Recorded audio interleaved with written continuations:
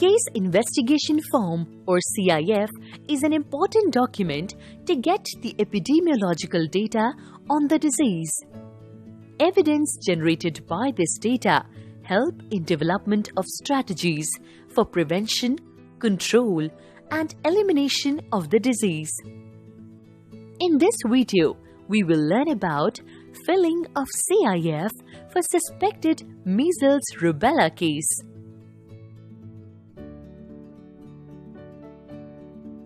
CIF has to be filled for all the cases having fever and maculopapular rash in last 90 days.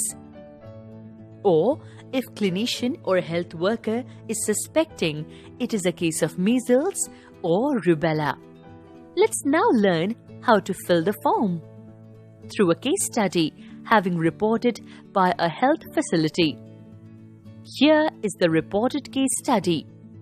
You can pause the video and go through it.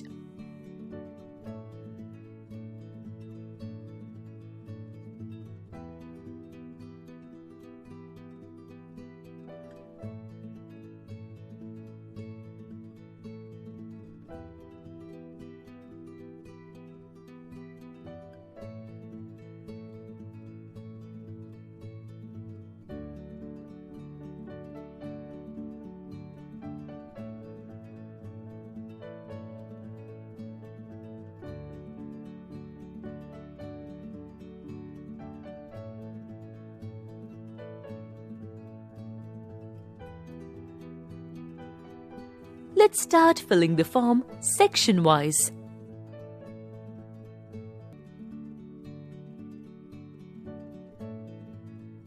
The first section will be filled by DIO or SMO office. A case is sporadic until and unless it is part of an outbreak having 5 or more suspected measles cases or 1 suspected measles death. Notification and investigation information.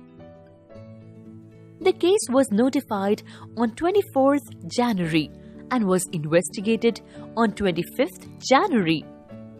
Always remember to mention the type, category, and setup of the notifying health facility.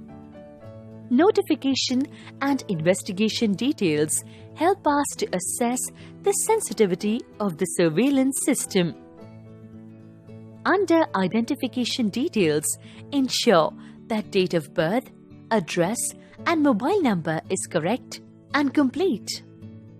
This helps to trace the case and provide the feedback to patient on lab result. There is no history of hospitalization in this case. Section 5 on immunization history is important to see whether the case has received measles rubella containing vaccine or not, and if missed vaccination, assess the reasons for missing the dose. The child has received first measles dose on 10th March 2014 but has not received second dose due to awareness gap. In July 2018, a measles rubella campaign dose was received by the child. Section 6. Encircle the clinical history for type of rash, fever, cough, coryza, conjunctivitis, enlarged lymph nodes, joint pain, and any complications. As per the case history, child had rash onset on 14th January and fever onset on 12th January. Always remember to mention the vitamin A doses received. Always remember that date of rash onset is the most important date in disease epidemiology and must be elicited correctly. Take complete travel history in each case and write the addresses in the CIF. The case might have acquired the disease where he or she has stayed during the incubation period, and the case should be cross-notified to the concerned district. Most infectious period for measles is 4 days before and 4 days after the onset of rash, and based on travel history, contact tracing and active case search should be done at these places. From patient or caregivers, get details about any similar case among other household members, neighborhood, school, or workplace within last 28 days. Any additional cases found with similar symptoms should be investigated if they meet the case definition. Section 9, 10, and 11 highlight the health-seeking behavior of the case or community. As per the case study, the child has contacted community worker Mrs. Rama Shinde, ANM, and healthcare providers Dr. Prasad and Dr. Meenakshi.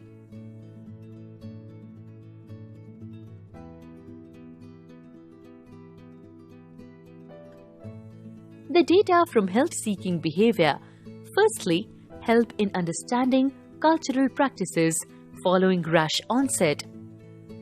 Based on these findings, interventions for surveillance and immunization can be planned in the community. Secondly, data from health facility contact helps in identification of all the health facilities which a suspected case may have visited. This information helps in sensitization of health facilities for timely notification of suspected cases for appropriate public health interventions. In this section 12, provide the provisional diagnosis as per any available record or clinician's opinion. In this section 13, fill in the details of specimen collection. Remember to mention reasons if sample is not collected. If the case is in the window of till 7 days of rash onset, then in addition to blood sample, collect either of throat swab or urine sample or nasopharyngeal swab for virology. If the case is in window between 8 to 28 days of rash onset, collect only blood sample for serology. In this case, only blood sample collected on 25th January. Virology sample not collected as the case was notified after 10 days of rash onset. Active case search in neighborhood community is important to identify all the suspected cases as well as the susceptible for early intervention. Any additional suspected cases should be investigated if they meet the case definition. Once lab result is available, DIO or SMO office should share it with patient, community worker and health facility. And update the section 15.